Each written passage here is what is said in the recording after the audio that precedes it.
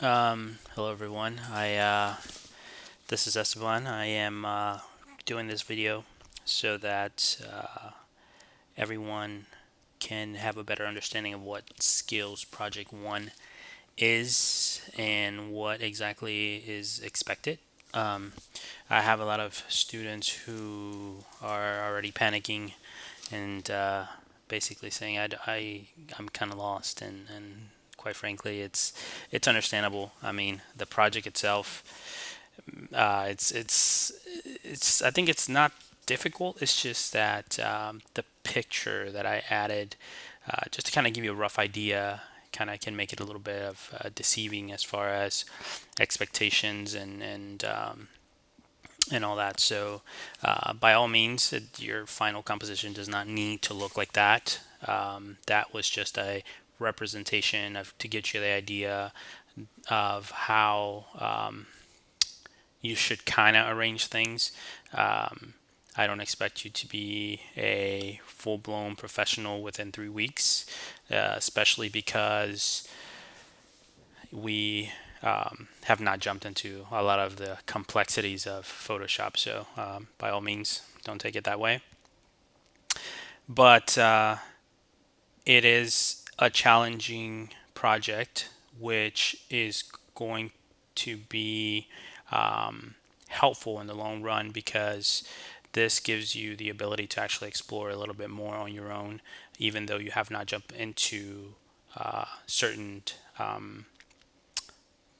chapters of the book. So as long as you cover what I have required you to cover in the assignment, and so what I did is I created, and what I actually recommend everyone to do is to create a folder. You create a folder with every project that you do. Do you have to do as a required? No, but it's a good habit to get into because that way you are a little bit more organized and you are able to come back to it later on and be able to track it down a lot faster. Okay, so what I did is I like to create folders because it helps me, but everybody organizes in their own way. And by all means, I'm not here to. This video is not about telling you how to organize your stuff. As long as just trying to tell you a good habit to have. Okay, so what I did is I created a folder called Skills Project 1. Okay, within this folder, I I created two more folders. One is assets, which is what I call elements, which I'm going to be using in a composition. That way I have them very, very nicely organized. And I create another folder, which is Photoshop. Well, this is where your composition in its original format will go into. Okay, so basically when you create the Photoshop file, you will put it in here. Okay, so here's the project. I already downloaded the PDF that I have uploaded into Pilot, which everybody should have already accessed it, downloaded, viewed it, reviewed it, and that's why I have some students are questioning on, they're kind of panicking, and I think it's just, like I said, you shouldn't. I mean, this one is more of a, let's get started. Let's start creating cool stuff other than what the book is telling you. Because quite frankly, in my opinion, when I was a student, I took Photoshop 1. I was the kind of person that I was like, take me to the fun stuff. I really don't want to know anything about the book.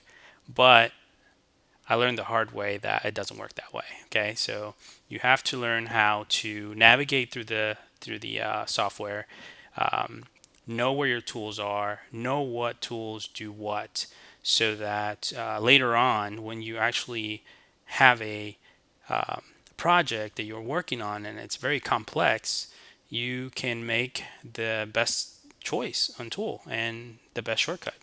Everybody will develop their own shortcuts. Everybody will develop their own way of creating compositions. Okay, so again, this is just a project to kind of start giving you a feel of what Photoshop really is and how it's being used by many designers.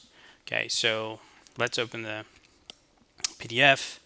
So here's the PDF that I have uploaded into Pilot.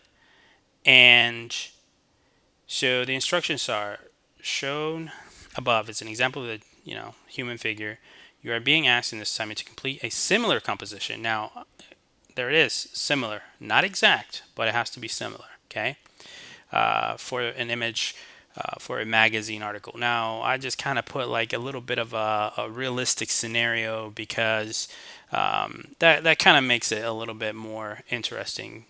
You usually see some of these types of compositions in different covers for magazines and whatnot. So this kind of gives you a little bit of a understanding of how these compositions get done. Okay, so I'm gonna try to and guide you as much as possible. However, I'm not gonna go through the whole composition for two reasons. One, I had to, right now I'm on my lunch break at work. Well, not at work, but from work. And I actually came up here to the Lake Campus to have some privacy and record this for you guys so that you can have something to look at, reference, and start getting going on your project. So let's continue here. So the article is entitled the elements that make up the body's structure. Okay, so you have two choices. You can either put this as your Photoshop. That's what you can call your Photoshop file, or you can put your name, the course. And this semester, I'm teaching two courses of Photoshop, so make sure you put W90 or W91, okay? Because those are the two different Photoshop courses that I'm teaching. So if you want to put your name, your course, and also label it as Skills Project 1. I'm okay with that. Or if you want to call it the elements that make up the body structure, W0, W90, or W91, but followed by your name. But I think that'd be a little bit too lengthy. Okay, so that's up to you. As long as I have a way to reference the student, the course you're taking, if it's W91 or W90, and the title of the project, which is Skills Project 1, which is right here. Okay, so step one, Google human body, human figure outline. If you do that, and I've already done this just to save some time, make sure you choose one that you feel comfortable working with. Now, does it have to be a full blown body? No. It can be a hand, it can be a foot, it could be an arm, it could be something that is in relation to the human body. Okay, just let's keep it PG-13. Okay, I don't want to have to open stuff and it's like, whoa, wait a minute, this is not. Let's not do this. Okay, so let's keep it like that. So once you have your human body outline, save it. Okay, save it in a folder. Save it in the assets folder. For example, I've already have gone ahead again and started putting my human figure. So I downloaded this. Okay, so I think this is a pretty good outline to start off with. It's pretty dynamic in my opinion. I don't want something. I want to be able to, kind of put elements in different spots. And this one, by having his hands up as a ball up there, I think I have a little bit more something to work with, basically. So, all right. So we are going to go back to the PDF. Okay, step 2, elements. In the world that you should signal you to creatively seek out, look at how different shapes and structures of natural elements can be simulated as the human form. Stay organic rather than any elements that is man-made. What that means is make sure that when you look for your elements, they are like fully organic. Nothing that if you look at it, it's like, like a key. If you use a key from like a car or something like that, see that's not organic because someone designed this. It was actually manufactured, and there's duplicates of these keys that are identical. Okay, so I don't think, unless you really feel comfortable doing it, I would not do it, because the idea here is to actually make it look natural. Okay, just not so perfect. Okay, that's the whole idea here. Step three: any human body form as acceptable. Again, you can do the full body, the head, a foot, whatever you feel comfortable. Okay, make your original creation. Okay, so this is all you, your creativity, however you want to create this. That's up to you. There's no right or wrong way of creating a composition. It's like anything else. It's people draw all the time, yet they all draw differently. Some like to do shading, some don't like to do shading, some just like to do outlines. And that's fine. Just whatever you feel comfortable doing. Okay, so, but it is required that the following skills should be exercised in this project: selection cropped from backgrounds. Okay, so what does that mean? That means that your picture, an example of my picture, the guy is one element, the background is the second element, so you can see the shadow. Okay, so we're gonna have to crop that out. Okay, and I'm not going to, that is going to be up to you as far as how you crop the background based on what you have learned in chapters 1 and 2. And if you have already started chapter 3, then there should be more knowledge that you have built. Okay. Spot healing brush, if you recall that, it should be in the previous chapters as well. And it's a really neat tool to use and very handy. I actually use the spot healing brush a lot at work, at my when I have to like fix images, photographs. They might have blemishes. They might have something that is not very pleasant, doesn't look very professional, and I go ahead and take the spot healing brush, which you should have learned in lesson 2. You will find it in there. Magic wand and lasso tools. Again, these are also on previous chapters, and you should be able to fully understand at least where the location of the magic wand is. Applying layers. I had a student kind of asking me about that, since the next chapter is basically covers layers, goes more in depth of layers. But the idea here is not understanding fully about layers. It's mostly about knowing where the layers are located and which panel, and and what exactly do they look like. So throughout chapter 1, 2, you should know exactly where your layers panel is. And what is the purpose of the layers panel? I'm not asking you to organize them, group them, or anything like that, because you're not there yet. Okay. So the idea here is to just know the location. Okay. Because in a sense, when you bring in a picture, a composition element, not a composition, an element, Photoshop will create a layer for you already. So in a sense, this is just basically, you're not doing anything. Basically, you're just, I just put it on there just to give you a little bit of extra points. All right. Gradients, gradient tool. It's also something that's easy to use. You should at least not have any types of problems being able to apply any type of gradient colors or or additions to your composition. So please, it's not that difficult. Just take the time. That's all it takes. Just take a little bit of time to actually create um, create the composition. So what's that? Layers and adjustments effects.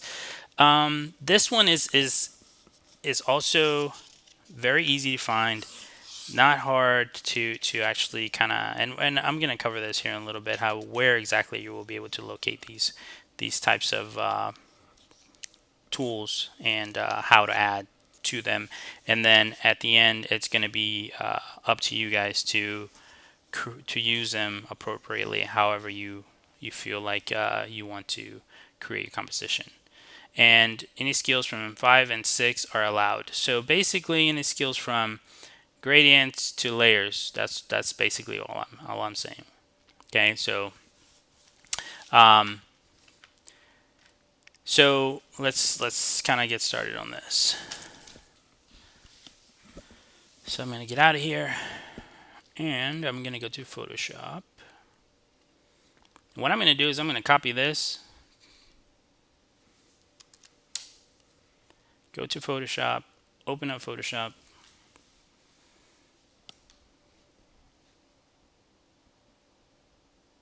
Within Photoshop, I'm just going to create new, go here, copy, and well, actually paste what I had just copied, which is skills project 1 underscore, and I'm going to give it I'm going to put my name in here. So, okay. Now, do you have preset options up here? I know that you do not. We did not cover this part. The book.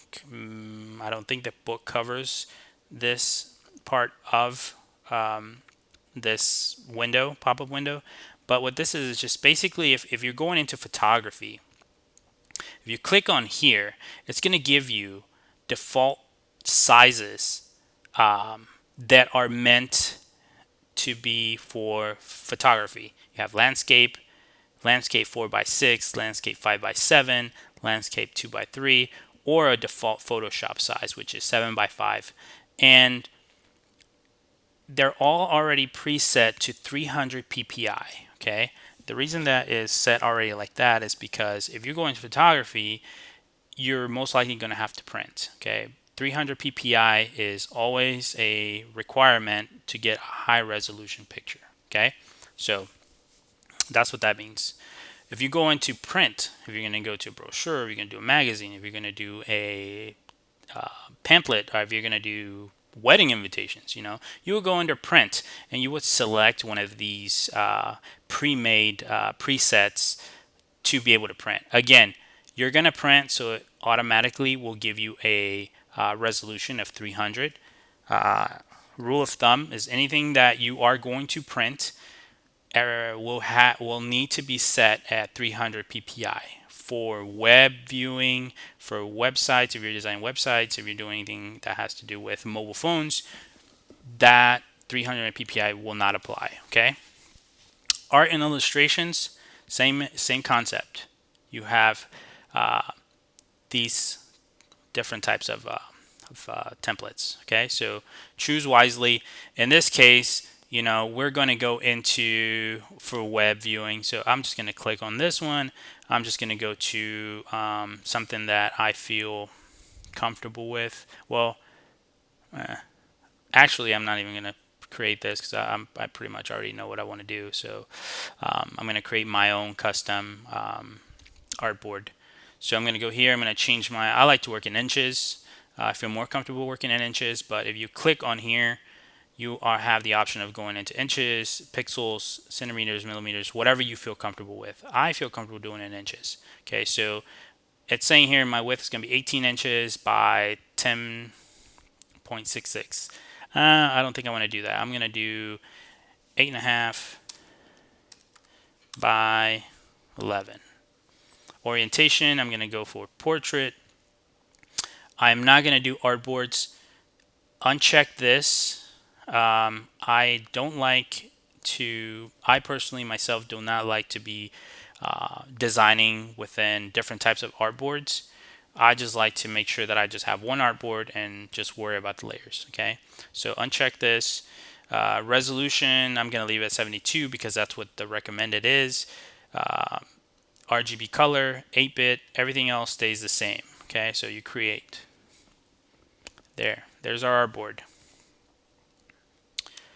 Okay, so now that we have our artboard, we have our layers right here. See? So let's start off by bringing in the human outline. So I'm going to go to File and Import, which is going to be, I know it's in here. There it is. Import. You just click on this once. Well, actually, no, not File, Import. I was thinking InDesign. Never mind. File. And then you're going to click Open. Okay? Click Open, and what it's going to do is going to give you your window, right? And then you're going to go into Skills Project 1, which is the folder that you created or should have created. If you did not create it, then you're going to have to locate exactly where your human figure is and then import it. So what I'm going to do is I'm going to click here, go under my assets, go to the original image, and I label this so I am aware of which one I'm going to be using, and then I click open. So what that does, it imports it into, it brings it into a new window in Photoshop. Okay, so here is the one that I'm going to be working on, and this is the one that I just got imported. Okay, so what I am going to do, and you know what, another way to actually import if you want to avoid this is to, and I'm going to decrease my interface here. Here's my folder, and this is probably the easiest way. Go to Assets, go to the original guy, and then just drag it. There we go. That's a lot easier. So basically, there's a lot of ways you can import an image. Okay, so what I am going to do now is make sure that I have this picture as big as I can. So I'm going to drag, and don't worry about going outside of the artboard really, because what's important is this, because you're not going to need the background anymore. Okay. And I'm going to position him right about right here. And there we go.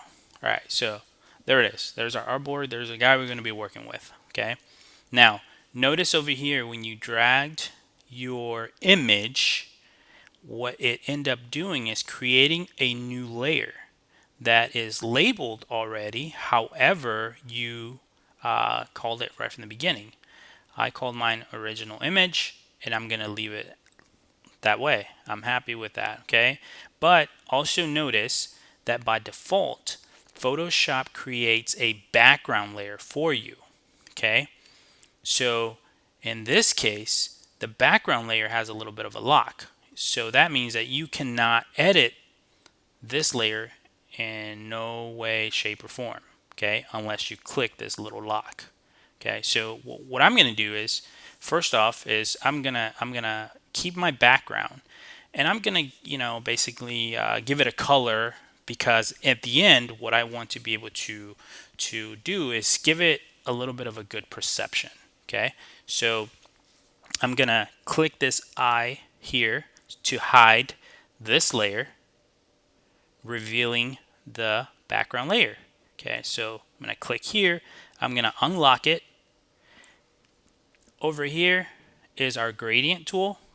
If you hover over any of these, you will see that it tells you exactly what kind of tool it is. Okay, so I'm going to go to my gradient tool. And once I got my gradient tool, if I double click on the gradient tool, actually up here, if you double click up here, sorry, not here, but up here, you're going to get the gradient tool editor, meaning you have presets of gradients, and you will learn this later on, but for this purpose, so I don't go too extensive on the video, I'm just going to create something. I'm just going to pick something real quick. Okay, so I'm going to pick this one, but this is too dark for me.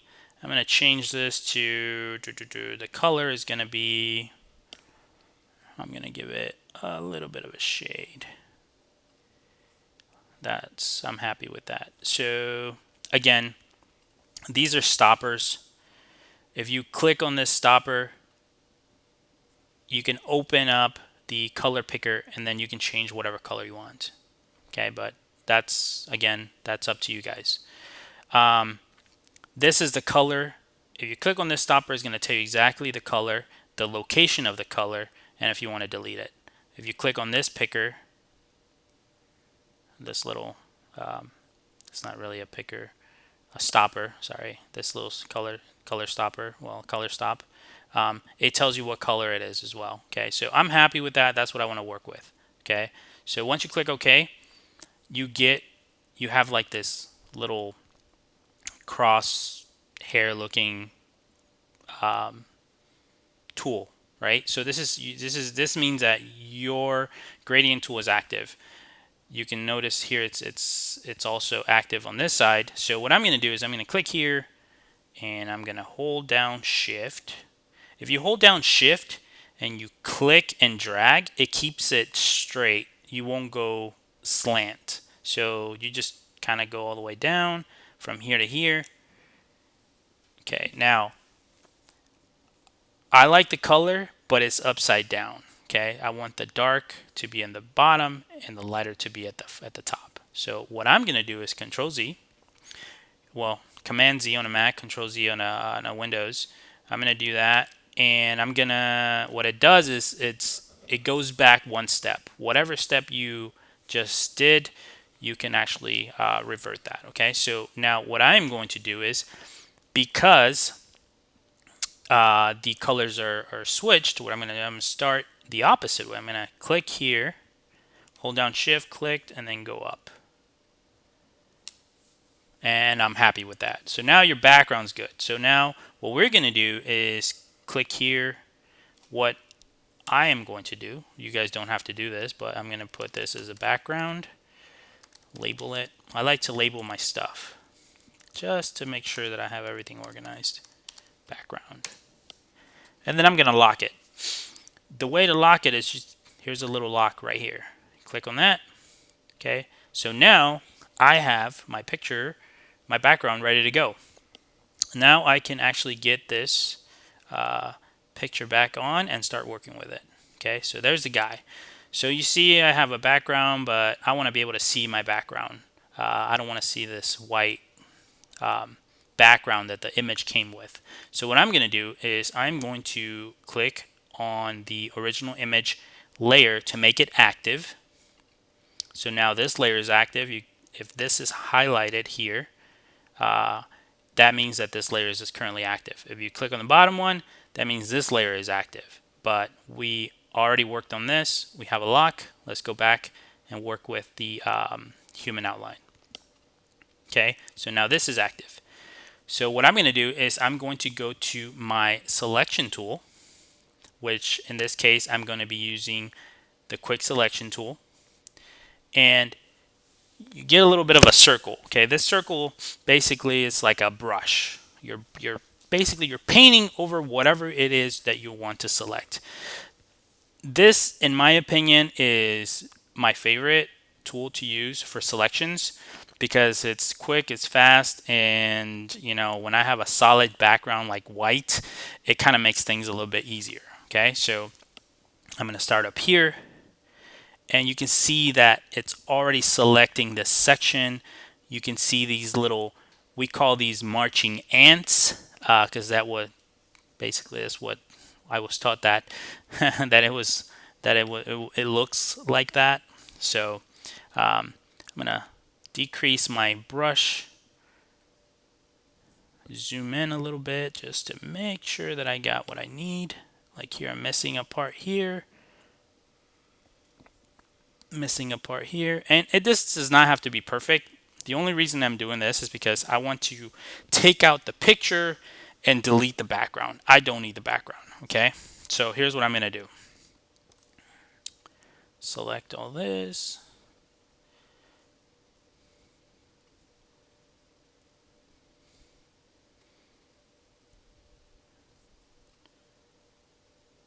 And there are so many tools that you can use for selecting um,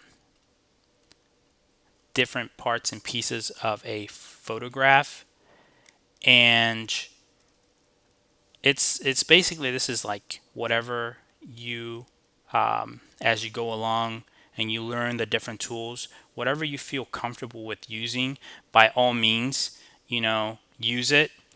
And I'm going to show you exactly what I mean by that. Is that, see, I use the quick selection tool. Okay, and right now I was able to make sure that everything I wanted, I paint over it, and it actually selected what I wanted. Okay, but let's say, for example, I use a different tool. Okay, in this case, so I'm going to hit Command D on a Mac, Control D on Windows, and that deselects everything you just selected. Okay, now let's say if by mistake you do that and you're like, man, I don't want to go ahead and I don't want to reselect everything I had already done. So you hit Command Z or Control Z on a Mac, Command Z on a Mac, Control Z on a Windows, and it brings you back to where you were. Okay. All right. So that's very helpful. Command Z on a Mac, Control Z on a Windows will help recover the previous step. Not just the previous step, you can go as many steps as, I think before it was limited on how Photoshop let you go back how many times, but the new Photoshop actually lets you go even further than before to recover some artwork that you might need. Okay, so what I'm going to do is going to show you now the magic wand tool. Magic wand tool is basically what it sounds like. It's a magic wand. So if I click here, whatever color it samples in this area, it's going to select everything that looks or is close to that. See, I don't like using this because by you doing that, you're giving Photoshop total control over what parts it's going to sample. Okay, so in this case, it's sampling this down here, up here, with part over here, and it's just a big mess. So Control D, and what I'm going to do is I'm going to go back and go back one more time and go back one more time to go where we were when I used the quick selection tool. Okay, so here we are. Okay, so all right, we have the guy. Now, how do we delete the background? Well, there's so many ways, and you should have learned um, how to delete the background previous chapters. But if you did not, I actually recommend you go back and try and go over those chapters and look exactly how to take the background off. In this case, what I'm going to tell you is my secret of how I do it, and to do it efficiently, do it effectively, and do it a lot faster. Okay. For this is just for show purposes for you guys.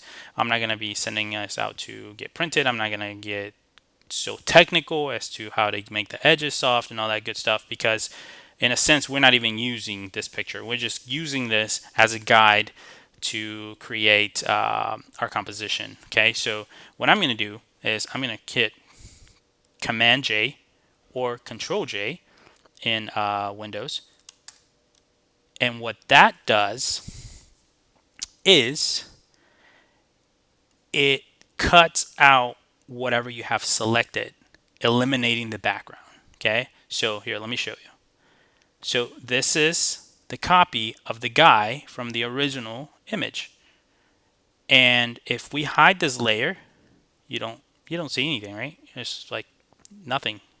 You don't see a difference. But what if you hide this layer right here? You can see that the picture is gone. The background, actually, the background is gone. You can see the difference in the background. Okay, so the reason that I take this approach, you don't have to take this approach. I mean, you can use this original image and work off of that. But I myself like to clean up my pictures before I start jumping into compositions. That's just the way I am. Okay, so let's hide that. I'm going to reveal this one. I'm going to work off of this, and this is you don't need to name it. If you want to name it, you can, um, but I'm going to call it copy. So now comes the fun part. The fun part is the fact that we're going to have to start creating our composition, to start putting all these elements to give it the shape of a human form. So what I am going to do is I'm going to bring this in so I can see my assets. Let's start off with and when you go into looking for pictures to create your composition, make sure that you name them so that you can actually know exactly where to put them if you have an idea. If you don't have an idea and you just want to put them all in one folder and just sort them out as you go, that's fine with me. You really don't have to do this. That's just me, the way I am. So here I have one that says head. Okay, so this is, I already know that this is the one I'm going to be using for the neck by the neck up. Okay, so I'm going to drag this out here, and as you can see, we have this little nice rock. And I chose this image because it almost has the form of a face. Okay, so you have a little bit of a face going on here. Okay, so what I'm going to do is I'm going to, with this that already comes in as head, make sure that this layer is active. You go to your selection tool, and again, we're going to select the rock with the grass, at least a little bit of grass here. And I'm going to make sure that I delete the background, right? So Command J or Control J in the Windows, right? And now that I have that, I can actually delete this one. Okay, I don't need the head anymore because I already have it in here. So I delete it. It's going to ask you, do you want to delete the head? Yes. Okay, so let's go back because I did not notice that we're missing a chunk over here. And that's something you have to kind of watch out for, okay? Just make sure that when you select something that it selects it accordingly how you want it.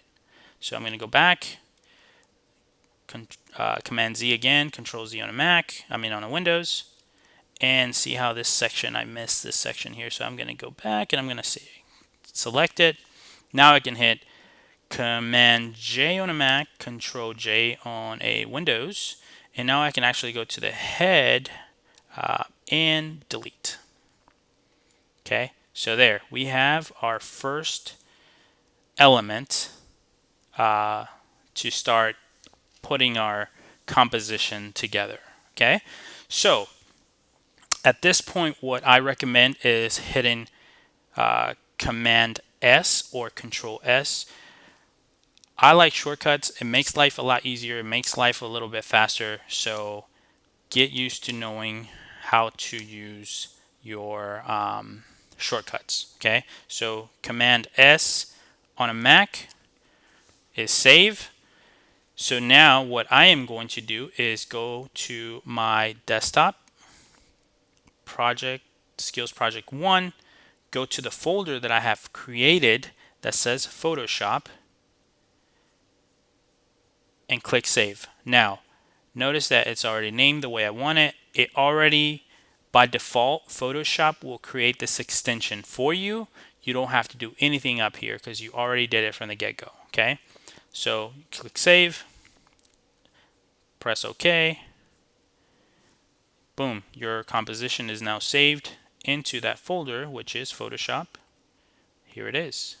Okay, so this is the folder that you're going to be working on until you finish off your composition. Okay, again, for the sake of this video and because I have to get back to work, I'm only going to show you how to do the head, and then you guys can take it from there. Okay, so what I'm going to do is I'm going to make sure that I have this image is hidden, but I'm going to lock it.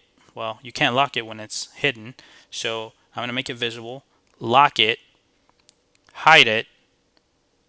I want to make sure that I don't mess this picture up because this is my guide. I don't want to shift it. I like the position where it's at right now. So what I'm going to do is I'm going to lock it as well, and then go to layer 1, click here, make sure it's active. I'm going to go to transform, rotate, and I'm going to rotate this way.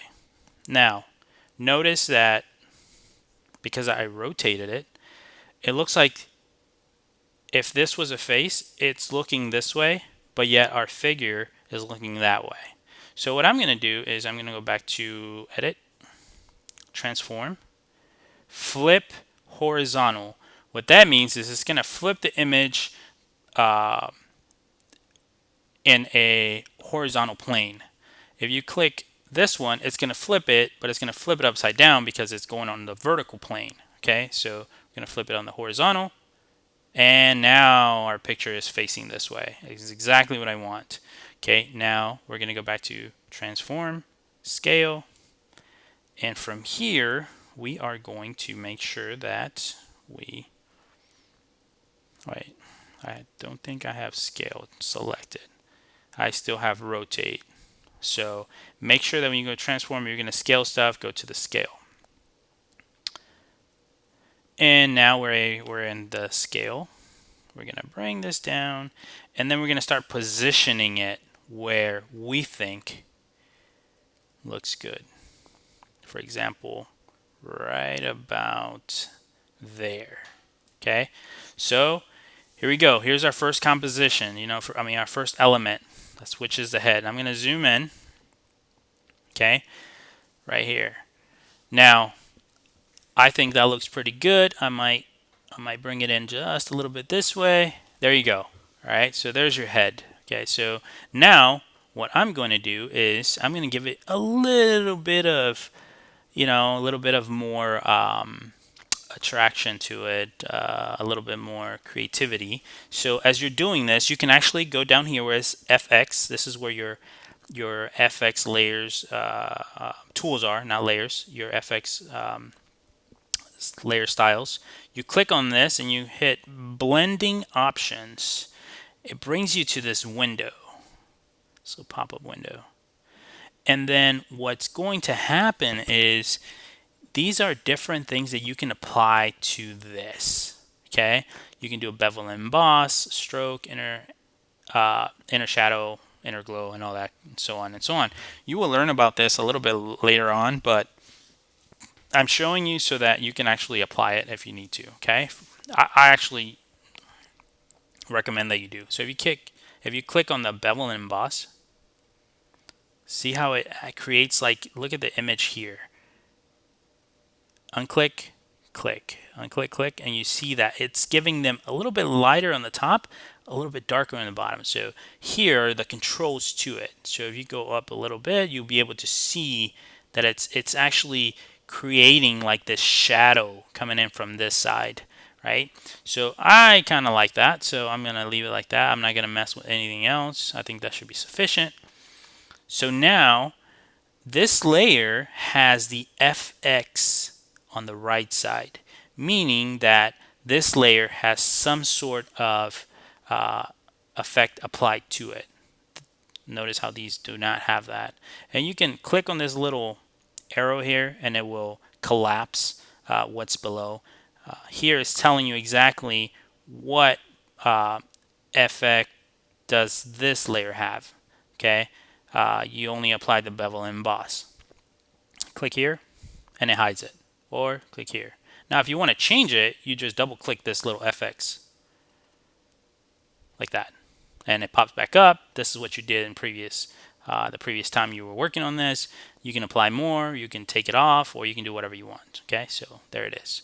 So that is exactly, in a nutshell, what you're supposed to do, arranging such components to be able to follow the human figure with different types of elements that you are able to download from the internet. Okay, so what I recommend is, as you're going along, make sure that if you want to see what your composition is looking like so far, always click on this eye on the copy of the image that you have, and that way you can start seeing, kind of making best judgment as far as what looks good, what needs fixed, what should I do, should I move this, should I change that, and basically that's all in a nutshell. If anybody has any type of questions or still feeling a little bit confused about the project, please email me. I will create another video if that's helpful. If not, and if everything is good, if you guys find this video helpful, please let me know. Email me and say, hey, your video was awesome. I think I have a little bit of a better understanding what I'm supposed to do, and or whatever. Or you can just plain simple say, hey, guess what, your video sucked, dude, so I still confused, and I will make sure that I create another video for you to help you basically create your project. So all right, that's all I got. Everybody, if you want to let me know how it went, and I cannot wait to see what all you guys have done, and looking forward to seeing some pretty good stuff.